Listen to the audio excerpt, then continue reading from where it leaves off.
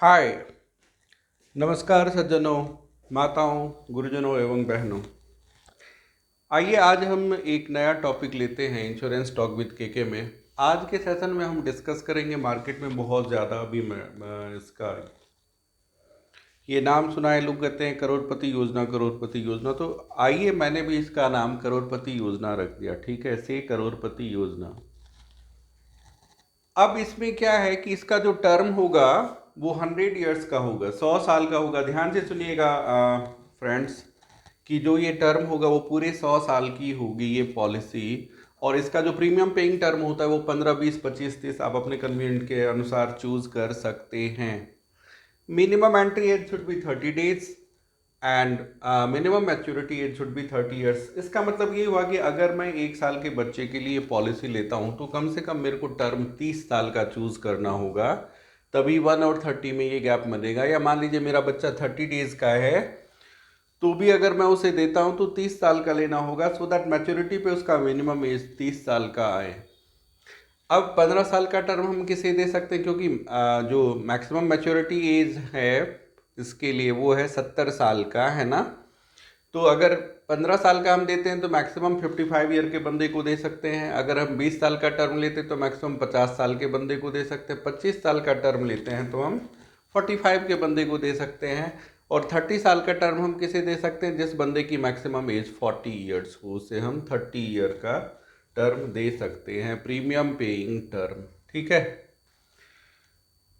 तो minimum maturity as 30 साल है ना। 30 साल के बाद मैच्योरिटी हो जाएगा, मतलब इस पॉलिसी में क्या होगा कि आपने जितने का भी सम एश्योर्ड चूज करा है उसका 8% पर एनम LIC आपको पूरी लाइफ यानी कि 100 ईयर्स तक पे करते रहेगी, आपने जो भी टर्म चूज करा होगा उसके बाद।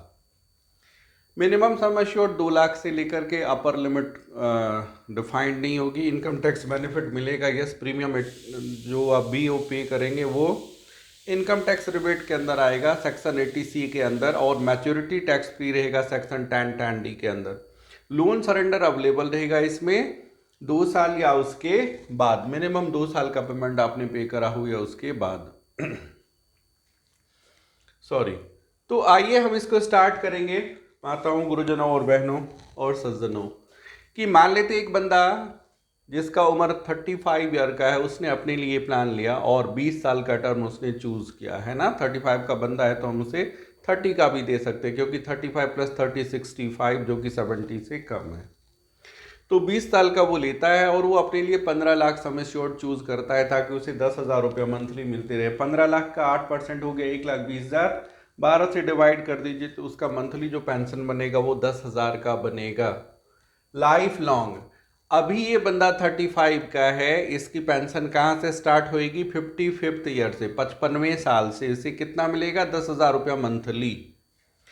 अब इनकी प्रीमियम कितनी होएगी, 79514 प्लस 4.5%। मित्रों, गुरुजनों, सज्जनों और मेरे भाइयों बहनों, ये ध्यान देने की बात है कि LIC की प्रीमियम में फर्स्ट ईयर में जो GST लगता है 4.5% लगता है, एंड सेकेंड ईयर ऑनवर्ड 2.25% लगता है। इसलिए पहले साल इसकी किस्त होगी 83,092 रुपीज़, और नेक्स्ट ईयर ऑनवर्ड टिल इसका टर्म जो है वो रहेगा 81,303 rupees per annum.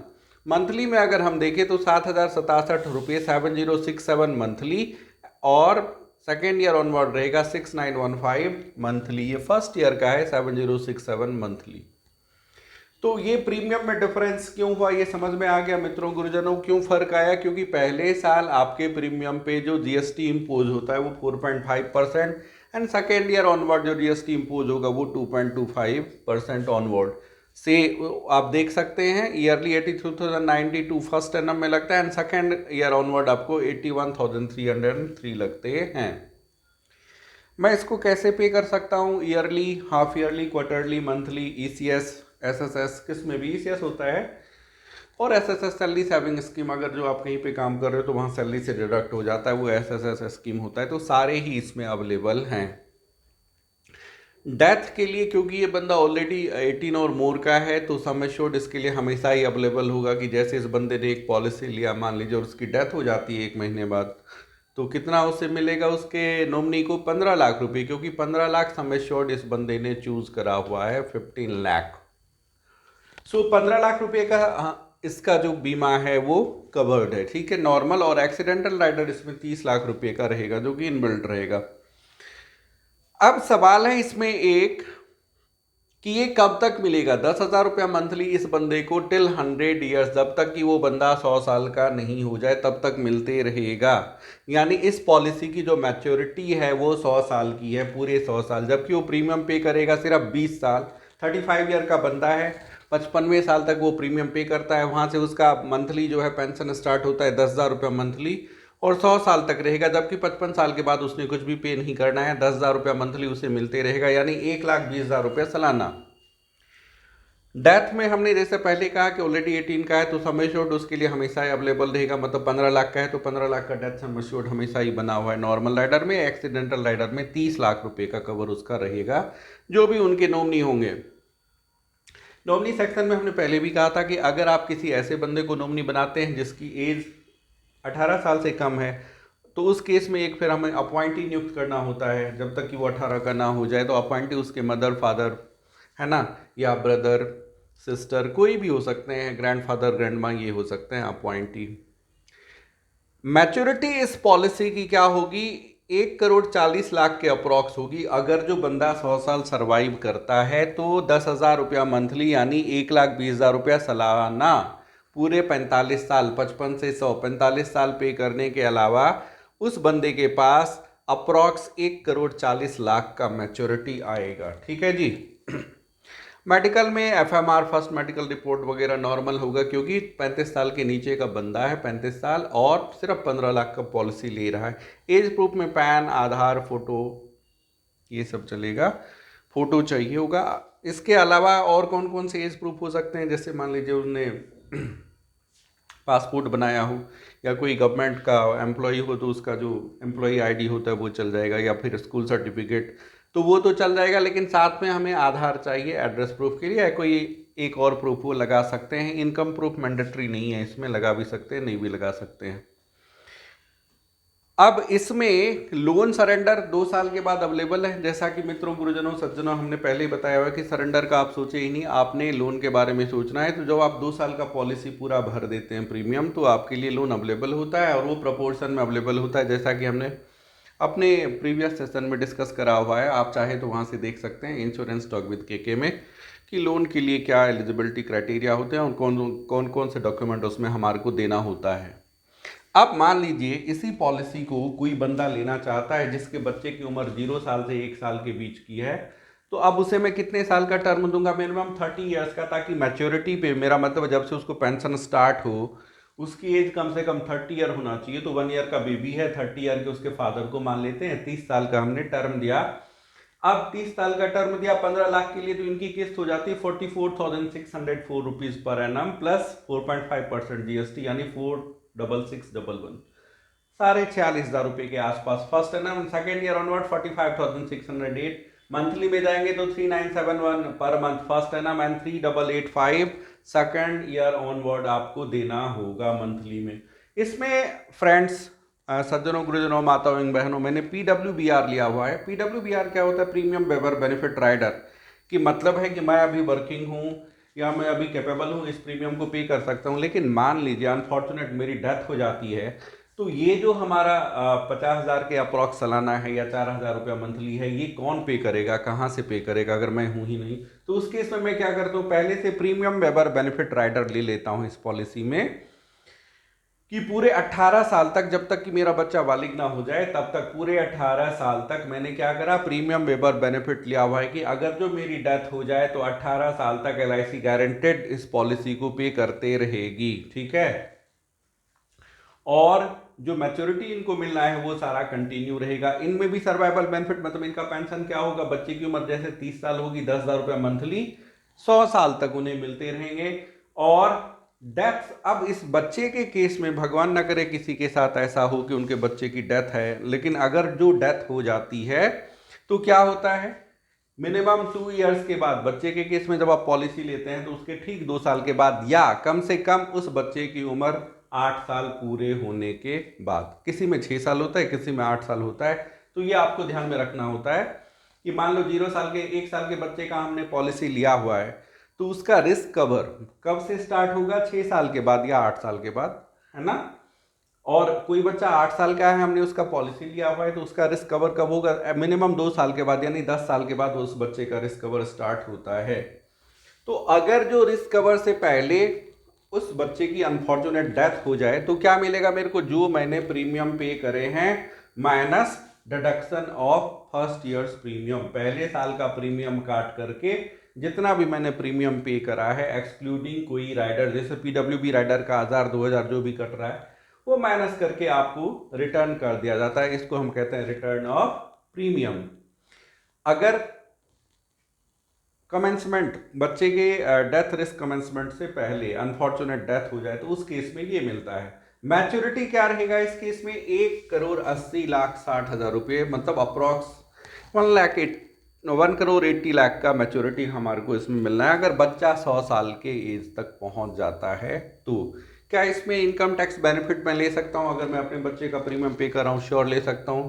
Section 80C के तहत मैच्योरिटी क्या हो, टैक्स फ्री है। हाँ जी, 10-10 के तहत जो मैच्योरिटी होगा वो भी टैक्स फ्री रहेगा। मेडिकल जी इसमें मस्ट है। बच्चे के केस में जब आप PWBR ले रहे हो तो उस केस में मेडिकल मस्ट है, मेडिकल आपको करवाना होगा, ठीक है। और इसमें एज प्रूफ क्या क्या चाहिएगा? प्रपोजर का, मतलब जो भी अर्निंग हैंड है, जो प्रपोजर, मदर फादर जो भी हो, उनके पैन, आधार और उनके फोटो, साथ में बच्चे का हमें एक जो है वो एज प्रूफ चाहिए होगा, चाहे म्यूनिसिपल कॉर्पोरेशन से बना हुआ या आधार हो या स्कूल आईडी हो, ये सब हमारे को चाहिए होगा। स्कूल आईडी मस्ट हो जाता है 4+ के बच्चे के लिए। अगर इस बच्चे की उम्र 4+ हो जाए तो उस केस में हमें स्कूल आईडी चाहिए होता है।